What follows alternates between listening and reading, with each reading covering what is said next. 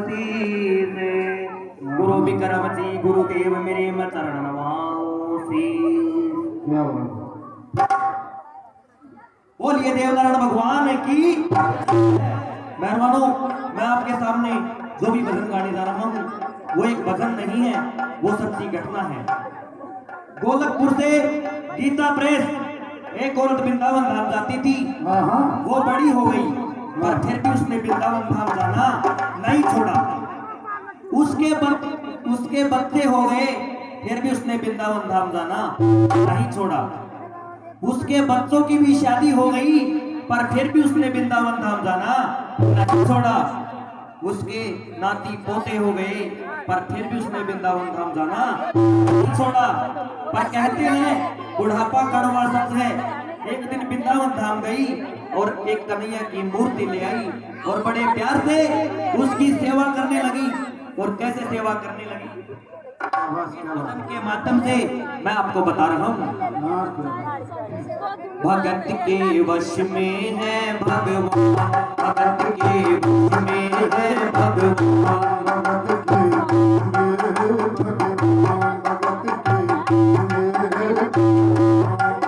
तो भगत बिना ये कुछ भी नहीं है, भगत बिना ये कुछ भी नहीं है। भगत है इसकी जान, भगत के वश में है भगवान, भगत के वश में है भगवान।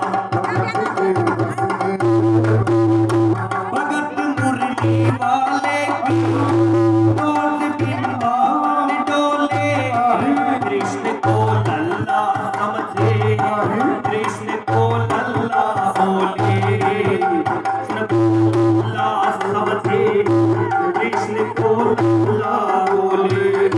शाम के प्यार में पागल हुई वो शाम दीवानी, अगर भजन में लागे छोड़ दे खाना पानी, अगर भजन में छोड़ दे प्यार करने वाला उससे, प्यार करने वाला की उससे भगत के बस में है भगवान, भगत के बस में है भगवान, भगत के बस में है भगवान। तो अपने कृष्ण लला को गले से लगा कर रखे, हमेशा सत कर रखे, वो लाडा लटा कर रखे, हमेशा सत कर रखे, वो लाडा लटा कर रखे। वो दिन में भाग के देखे, रात में जाग के देखे, कभी आगे कमरे से शाम को जाग के देखे, कभी बसी कमरे से शाम को जाग के देखे। अपनी जान से ज्यादा रखती, अपनी जान से ज्यादा रखती, भगवाना का ध्यान। भगत के वश में है भगवान, भगत के वश में है भगवान। भगत के बस में है भगवान, भगत के बस में। थोड़े दिन बाद एक जन्माष्टमी का त्योहार आया। क्या बात है। तो उस औरत की तबीयत बहुत खराब थी। वो अपने बिस्तर से उठ भी नहीं पा रही थी। पर उसने खुद की बेटे की बहू को आवाज दी कि बेटा जन्माष्टमी है, बेटा जन्माष्टमी है, मैं मेरे कन्हैया को नहला धोला कर, उसे चंदन का लेप लगाकर, उसे सुंदर वस्त्र पहनाकर क्या बात है। पालने में बिठा दूं। पर बहू जरूरी काम कर रही थी कंप्यूटर में। उसने कहा माँ अभी मैं बहुत जरूरी काम कर रही हूँ, 2-3 घंटे के बाद ये काम खत्म हो जाएगा, जब आपका जो काम है वो होगा। उसने कहा बेटा सबसे पहला काम मेरे घर में कन्हैया का होता आया है और अभी सबसे पहला काम मेरे घर में कन्हैया का ही होगा। बाद में चाहे तुम कुछ भी काम करो, मैं तुम्हें मना नहीं करूंगी। तो बहू ने गुस्से में आकर झुंझलाकर झटके से उस मूर्ति को उठाया और मूर्ति वहां से गिर गई। क्या बात है? जैसे ही मूर्ति गिरी और उस औरत के दिल पे आवाज आई और क्या हुआ, हाँ हाँ वो लल्ला लल्ला पुकारे, आए क्या जुल्म हुआ रे, बुढ़ापा बिगड़ गया नी, लाल मेरा कैसे गिरा रे, बुढ़ापा बिगड़ गया नी, लाल मेरा कैसे गिरा रे। तो बेटे को बुलाती है और क्या कहती है, क्या कहती है? जाओ डॉक्टर को लाओ, लाल का हाल दिखाओ, अगर इसको कुछ हो गया मुझे बीमार गिराओ, अगर इसको कुछ हो गया मुझे बीमार गिराओ। रोते रोते पागल होगी, रोते रोते पागल होगी, परवाले भगत के वश में है भगवान, भगत के बस में। तो बेटे ने लाख समझाने की चेष्टा की तो माँ ये पीतल की मूर्ति है, अच्छी अच्छी। माँ ये पीतल की मूर्ति है, इसे गिरने से कोई चोट नहीं लगती। पर माँ तो एक ही रटन लगा कर रखी थी, तो जाओ डॉक्टर को लाओ और मेरे कन्हैया को दिखाओ। क्या हुआ? हल्ला हुल्ला सुनकर पड़ोसी जमा हो गए। पड़ोसियों ने कहा बेटा क्या बात है, तो उस बेटे ने कहा भाई साहब मेरी माँ पागल हो गई है, अच्छी अच्छी। मेरी माँ पागल हो गई है, पीतल की मूर्ति जमीन पर गिरी है तो कहती है डॉक्टर को लाओ। अच्छी अच्छी।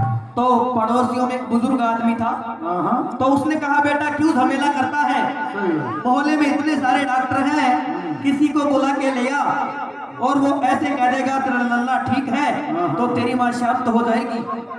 लड़के की भी समझ में बात आ गई और मोहल्ले में गया, बहुत सारे डॉक्टरों की मिन्नत की पर ये फीस लेने को कोई डॉक्टर राजी नहीं हुआ। मुश्किल से एक डॉक्टर को राजी किया, डॉक्टर साहब मैं आपको दुगनी तिगनी फीस दूंगा, आप एक बार मेरे घर चलो और मेरी माँ को इतना कह देना कतर लल्ला ठीक है। क्या बात है? तो डॉक्टर भी लालच में आ गया और अपना ब्रीफ केस उठाया और चल दिया। और आगे क्या हुआ, क्या हुआ? मुन्ना बस को टटोल के बोले ये तेरा हाल सही है, कसम खा कर कहता हूँ कोई तकलीफ नहीं है, कसम खा कर कहता हूँ कोई तकलीफ नहीं। वो माथा देख के बोले ये तेरा हाल सही है, भाई चिंता मत करियो कोई तकलीफ नहीं है, भाई चिंता मत करियो कोई तकलीफ नहीं है। तो बुढ़िया माई को फिर भी तसल्ली नहीं हुई, उसने कहा डॉक्टर अच्छा। तू ये कैसा चेकअप कर रहा है, हाँ भाई। वो मशीन निकाल जो कान में लगा कर सीने में लगा के देखता है ना, अच्छी अच्छी। उससे मेरे कन्हैया की जांच कर। क्या हुआ? तो डॉक्टर बेचारा क्या करता, अपना ब्रीफ केस खोला और वो आला निकाला, एक सिरा कन्हैया के कान में लगाया, एक सिरा अपने कान में लगाया और एक सिरा कन्हैया के सीने पे रख दिया। क्या बात है भगत जी? तो आगे क्या हुआ, जो ही सीने से लगाया पसीना जम कर आया, उसने कई बार लगाया और डॉक्टर चकराया, एक बार लगाया और डॉक्टर चल के आया। ये टकरा से अल्लाह का है, अल्लाह का है, पूर्ति में देवरा ये कुछ में है भगवान, भगत के बस में है भगवान। भगत के बस में। जब डॉक्टर ने ये नजारा देखा तो डॉक्टर का माथा घूम गया। क्या हुआ? इतने दिन जो साइंस की पढ़ाई की थी वो सारी धरी की धरी रहेगी और अपना ब्रीफ केस छोड़ के जाने लगा। उस बुढ़िया माई ने कहा अरे डॉक्टर कहाँ जा रहा है, ये तेरा ब्रीफ केस तो लेता था। तो उस औरत को क्या जवाब दिया, देख तेरे लाल की माया बड़ा घबरा रहा हूँ, जहाँ से तू लल्ला लाया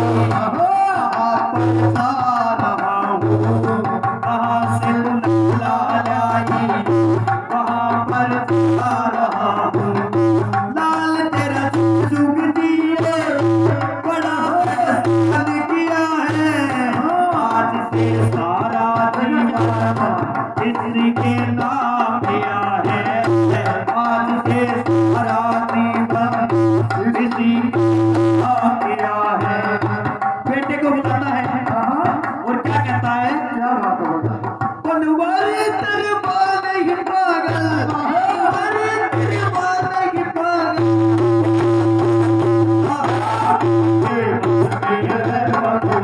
भगत के बस में है बदला, भगत बिना ये कुछ भी नहीं है, भगत बिना ये कुछ भी नहीं है।